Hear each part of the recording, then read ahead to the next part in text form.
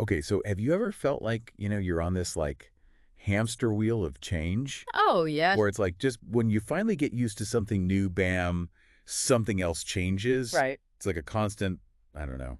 Absolutely. It Uh, can be a lot, right? yeah, it's a very common feeling actually. So today, we're going to tackle that feeling head on. Okay. We're diving deep into change management. Love it. Specifically, we're looking at Kotter's 8-step change model. Okay. And I actually have this image, Right. like right here in front of me. It basically lays out all 8 steps, and it really does feel like a roadmap Oh, cool. for navigating, I don't know, really any kind of transformation. Yeah. Like Whether it's, in your personal life or at work or even like globally. it's pretty remarkable how applicable this model is when you think about it. Right. It doesn't matter if it's a company going through a huge restructuring or just a person trying to break a bad habit. Yeah. Or heck, even global movements trying to like change society. Right. It all kind of boils down to understanding how to get from point A to point B, but like effectively. Right. And make it actually stick, right? Exactly. Because what's the point if it just reverts back? Totally. Yeah. Okay, so step one Okay.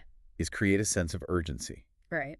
And I'm already feeling anxious just thinking about all the changes I need to make in my life. Sure. What if people are already overwhelmed? Like, how do you create a sense of urgency without adding to that feeling of chaos?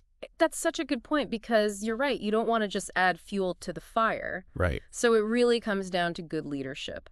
Okay. And what I mean by that is, whoever is, I guess, sort of championing this change, Yeah. they have to clearly explain why this change is needed. Got it. Not just like, this is what we're doing, but really hit on that why. Okay, so a concrete example. Sure, yeah. So I remember I was working with this company one time, and they were very resistant to using digital marketing. Yeah. They felt like, oh, we're doing fine. We've always done it this way, Classic. Totally. But then when we showed them the data, they saw that their competitors were like crushing it online. Oh, wow. And they were reaching this whole new generation of customers that this company was just missing out on. Mm.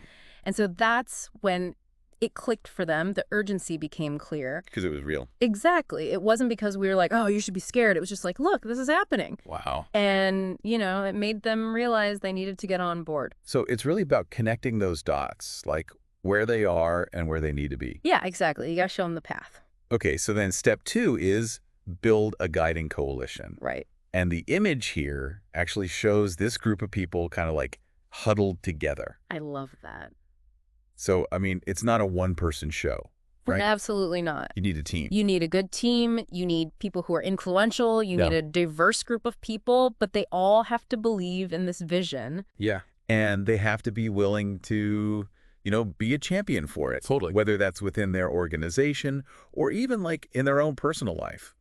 Yeah, totally. Think about like if you're trying to get in shape, Okay. having a workout buddy or a coach or someone like that. Someone to hold you accountable. Exactly. It can make all the difference. Okay, that makes sense. Yeah. Step 3 is form a strategic vision, All right. which sounds very corporate. It does. But I'm assuming that also applies to like personal goals too. Oh, 100%. So this is like, what is the North Star, right? Yeah, it's like that guiding light. For this change. Exactly. You're painting a clear picture of where you want to end up. Got it. Like, what does success actually look like? So, for example, let's say you're trying to, I don't know, eat healthier. Okay. Yeah. Your vision could be that you have more energy, your clothes fit better, or maybe you're reducing your risk of getting sick. Right. It's like, what's the motivation? Exactly. And that vision then becomes your motivation, when you're tempted to eat that bag of chips at midnight. Right. Exactly. You remember why you're doing this. Exactly. Okay.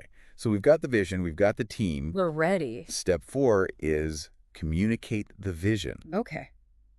This is where I feel like, personally, things can get messy. Yeah. It's like you get those corporate emails that are just full of jargon. Oh, for sure. How do we make sure the message actually lands? Yeah, that's so important. And it's not easy. Right.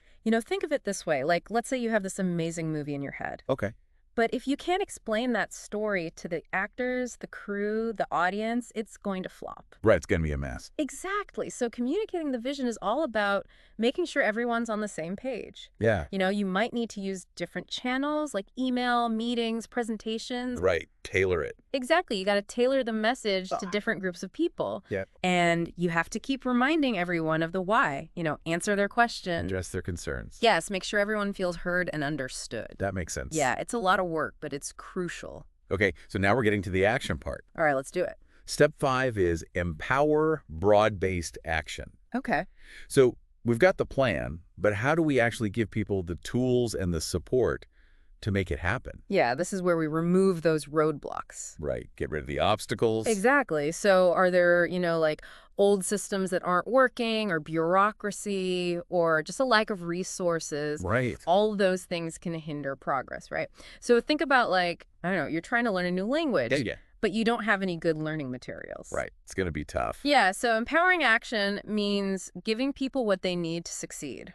Love that. Yeah. Okay. And then, because change can be exhausting, Oh, yeah, for sure. we need to, step 6, generate short-term wins. Yes, celebrate those victories. It's like those little bursts of motivation along the way. Exactly, they keep you going, Yeah. So imagine you're training for a marathon.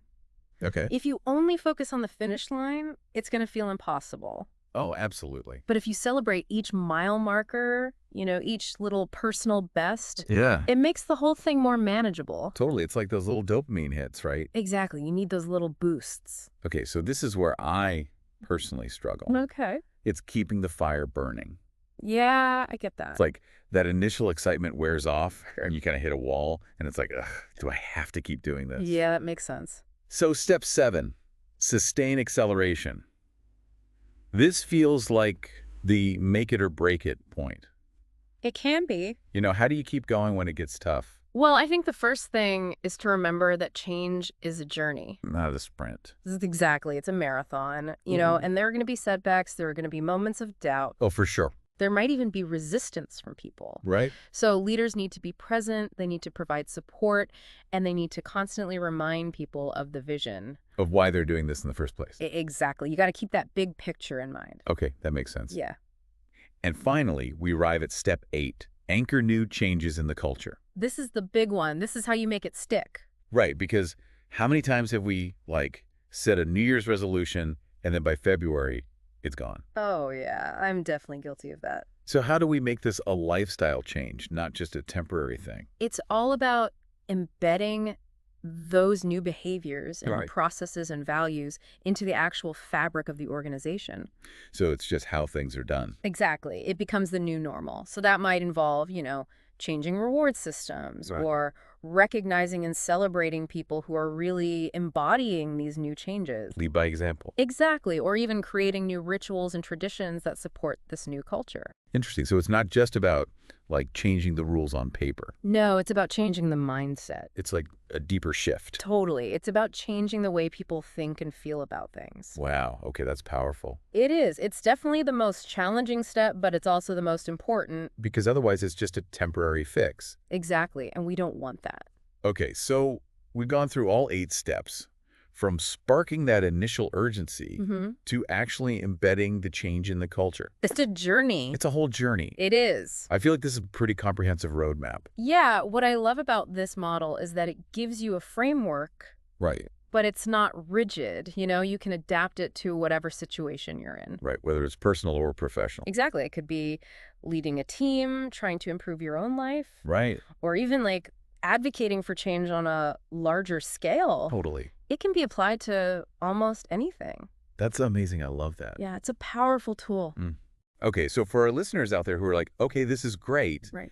but where do I even begin? Yeah, it can feel overwhelming. It can. It's a lot of steps. It is. So I would say start by just picking one area Okay.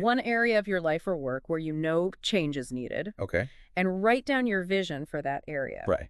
Really think about what would it look like if it was transformed? Got it. And then think about one small action. This one. Just one tiny little action you can take today Okay. to start moving towards that vision. Love it. Because even the biggest changes, they start with a single step. Absolutely. That's great advice. Thank you. And on that note, we're going to wrap up this deep dive into Kotter's 8-step change model. Sounds good. But make sure you join us next time because we're going to be exploring. Ooh, exciting. You'll just have to tune in to find out. I can't wait. Thanks for listening. Thanks, everyone.